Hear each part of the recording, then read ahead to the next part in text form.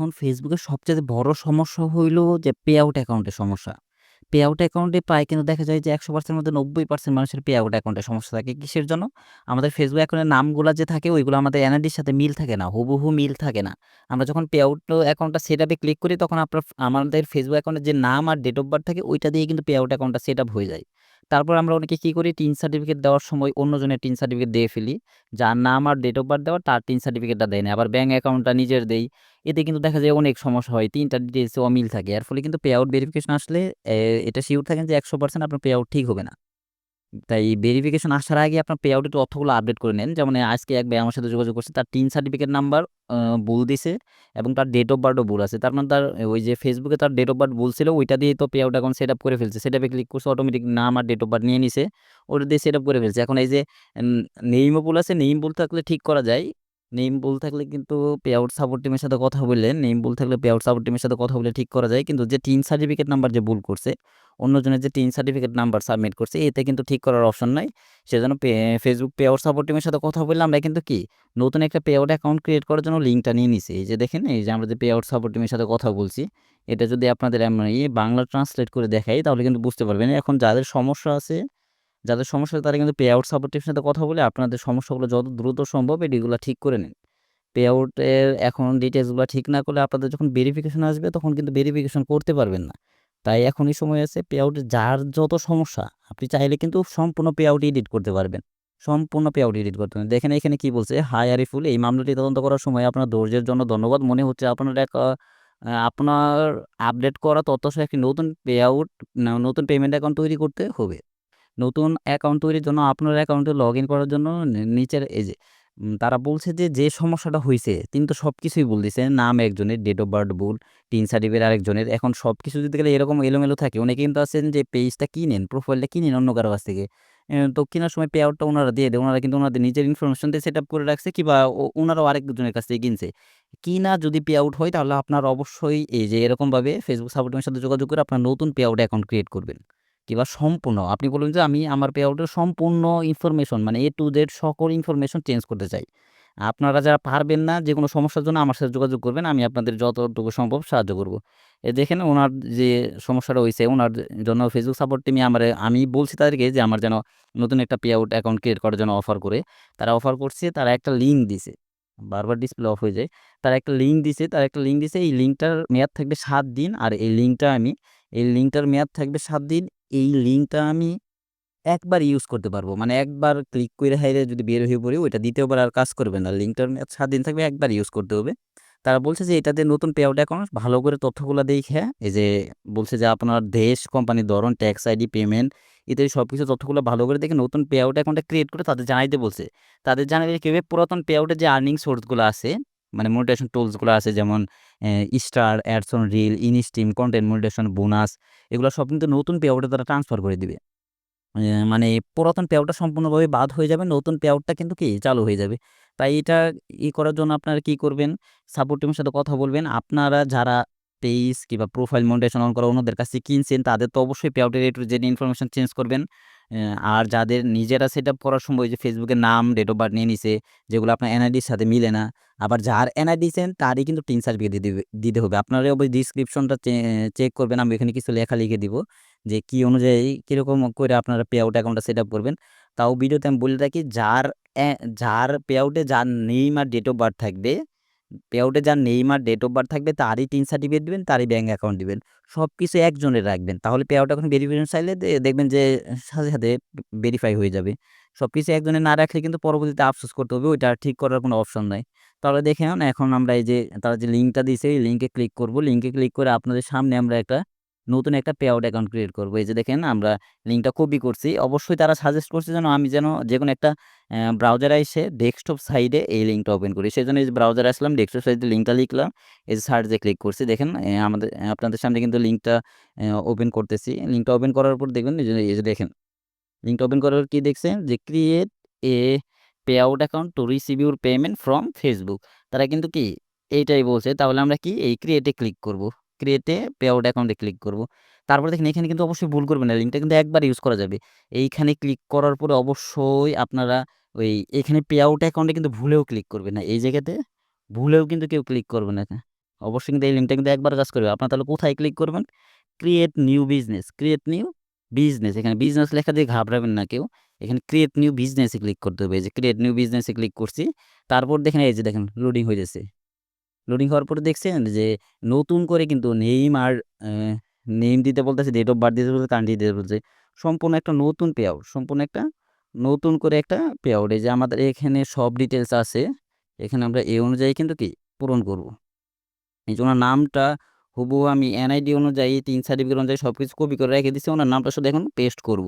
এই যে এখানে করছি, ফার্স্ট নেম দিছে, এই যে এখানে লাস্ট নেম দিয়ে দিব। ও লাস্ট নেমটা তো হয় নাই। আচ্ছা, আমরা এটা পেস্ট করে আমরা লাস্ট নেম দিলাম। হুবহু তার এনআইডি, আমি তার এনআইডি নিছি, তার টিন সার্টিফিকেট নিছি, আর তার ব্যাঙ্ক অ্যাকাউন্টের যে চেকটা আছে ওইটা নিছি। নেওয়ার পরে অনুযায়ী আমি নামটাও হুবহু কপি করে এখানে লিখে দিছি। এখন দেখেন date of birth, date of বার্থও ওনারটা, ডেট অফ বার্থটাও দেখে আসি। Date of birth ১৯৯৮ ৬ May. Date of বার্থটাও এখন ক্লিক করে দিব।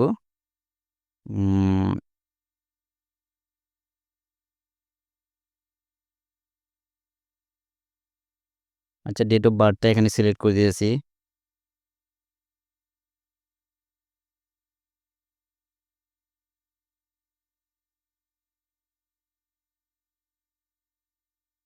দেখেন ৬ মে ১৯৯৮ ডেট অফ বার্থও কিন্তু সিলেক্ট হয়ে গেছে। এরপর দেখেন কান্ট্রি। মানে এখানে সব ডিটেইলস, পে আউটের সব ডিটেইলস কিন্তু আপনার নতুন করে কিন্তু ফিল আপ করা হইতেছে। নতুন একটা পে আউট, মানে একদম ইনটেক্ট একটা পে আউট ক্রিয়েট করা হইতেছে। অবশ্যই আপনার বিজনেস টাইপ যারা বাংলাদেশে আছেন ইন্ডিভিজুয়ালি দিবেন। অন্য কিছু দিয়ে ভেজাল করবেন না। সবাই ইন্ডিভিজুয়ালি দিবেন। নেক্সটে ক্লিক করার পরে দেখেন এর আগেও যদি ভুল করে থাকেন এখনও কিন্তু ঠিক করা যাবে। এমডি আরিফ হোসেন, আমি নামটা আবার দেখে নিই, যেহেতু অন্যজনের খুব ভালোভাবে চেক দিতে হয়। MD Arif Hossain, date of birth হলো 6 মে ১৯৯৮, ৬ মে ১৯৯৮। এখন দেখেন এড্রেস লিখে দিতে বলছে। তাহলে এড্রেসটা এখন কি, এখানে কি অনুযায়ী এড্রেসটা লিখবেন? অবশ্যই টিন সার্টিফিকেট অনুযায়ী এড্রেস লিখবেন। এড্রেসটা কিন্তু অবশ্যই ইংলিশে লিখতে হবে। টিন সার্টিফিকেটে এড্রেসটা ইংরেজিতেই থাকে। টিন সার্টিফিকেটে এড্রেসটা ইংরেজিতে থাকে। আপনি অবশ্যই এখানে এড্রেসটা ইংলিশে লিখবেন। তাহলে আমরা দেখেন এড্রেসটা, এই যে টিন সার্টিফিকেট যে এড্রেসের ইগুলো আছে, যে টিন সার্টিফিকেটে 4B কলামে এড্রেস আছে, এটা আমরা কপি করে রেখে দিয়েছি। এখানে কিন্তু কি সরাসরি পেস্ট করব। সরাসরি এই যে এখানে কপি করছি।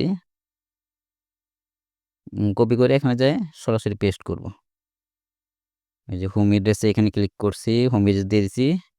সিটি, সিটিও দিয়ে দিব।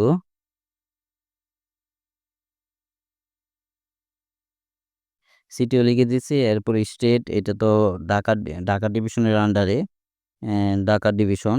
পোস্টাল কোডটাও আমি মনে হয় একবার দেখছি, আমার ওটাই মনে আছে, তাও চেক করে নেই।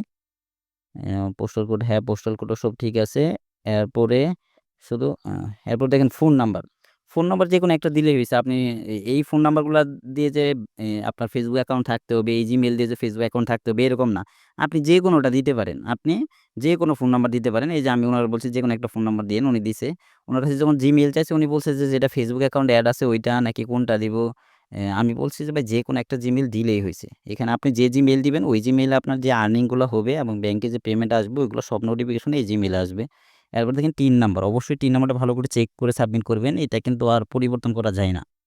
সবকিছু লিগ্যাল নেম পরিবর্তন করা গেলেও ৩ নাম্বার আর পরিবর্তন করা যায় না। যখন আপনার ৩ নাম্বার ভুল হবে তখন নতুন করে পে আউট অ্যাকাউন্ট ক্রিয়েট করতে হবে। এই যে দেখেন সবকিছু ফিল আপ করা শেষ।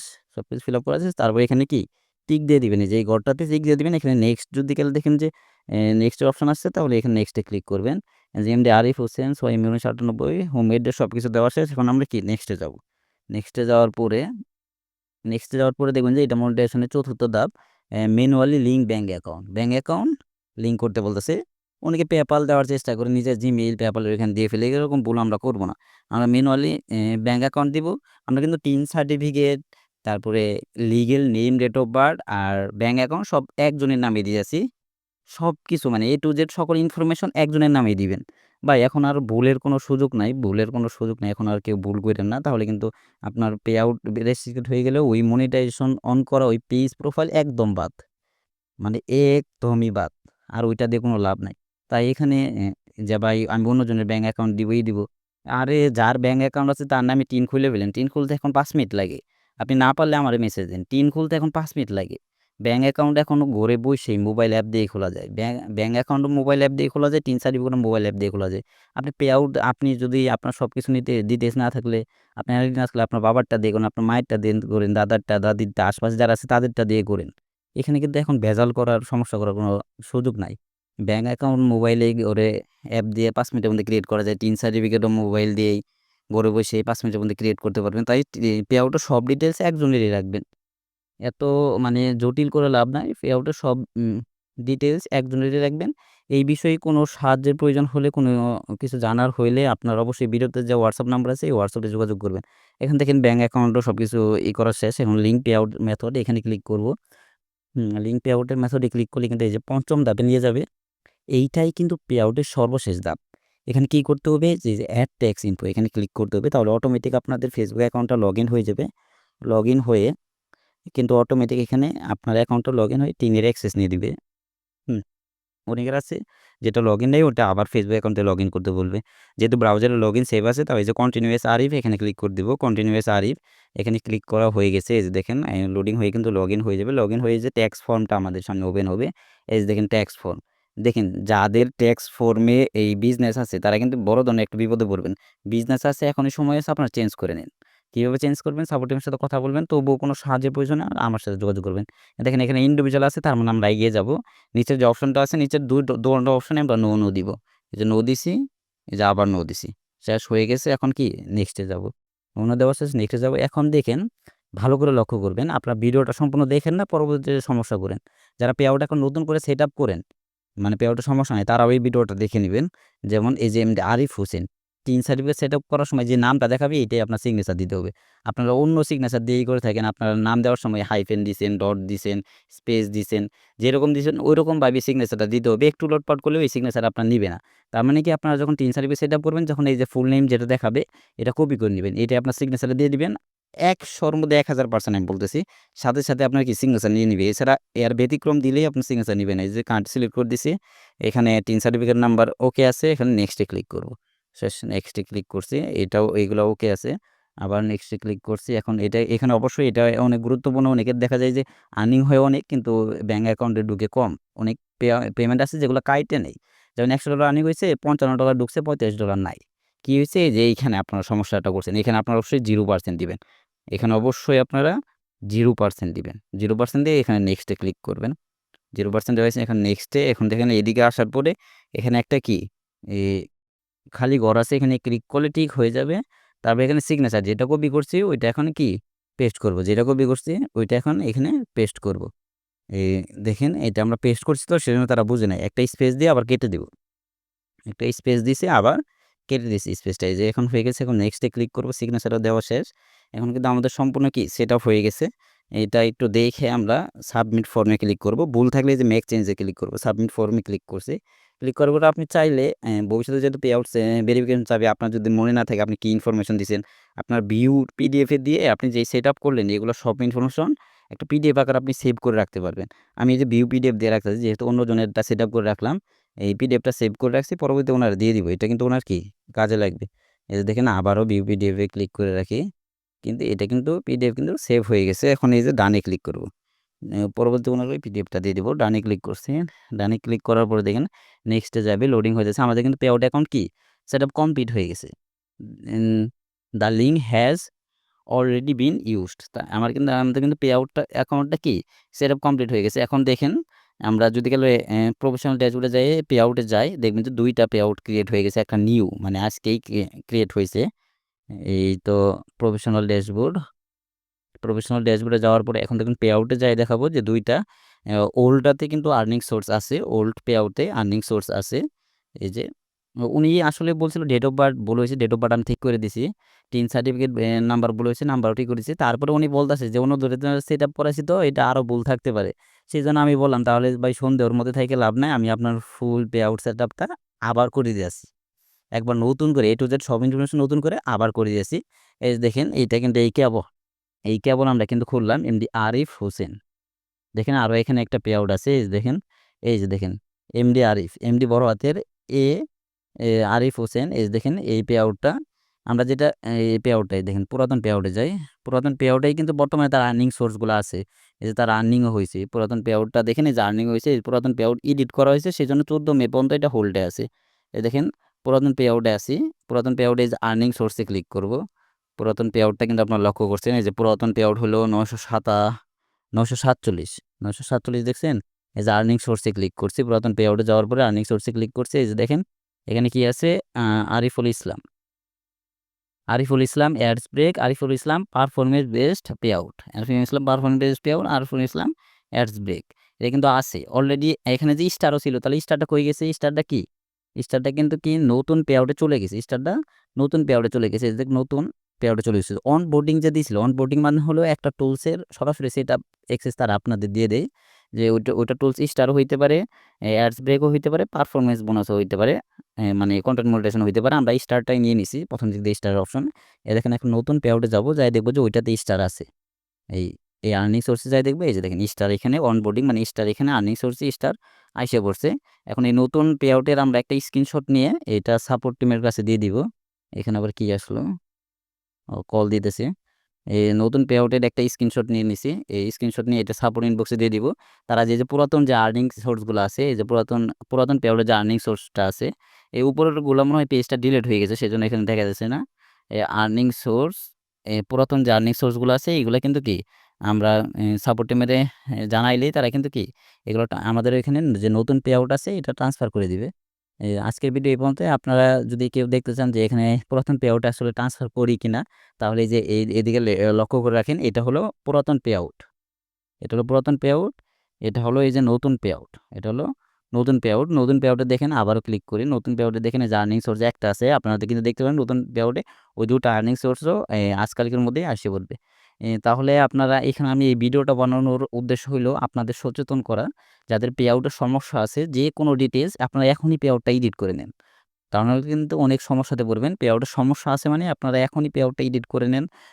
আপনাদের এই বিষয়ে কোনো সাহায্য লাগলে আমি কিন্তু সাহায্য করতে প্রস্তুত আছি। আপনারা আমার সাথে হোয়াটসঅ্যাপে যোগাযোগ করবেন। ফ্রি টাইমে আমি অবশ্যই সাহায্য করার চেষ্টা করব। আসসালামু আলাইকুম। আজকের ভিডিও এই পর্যন্তই। সবাই ভালো থাকবেন।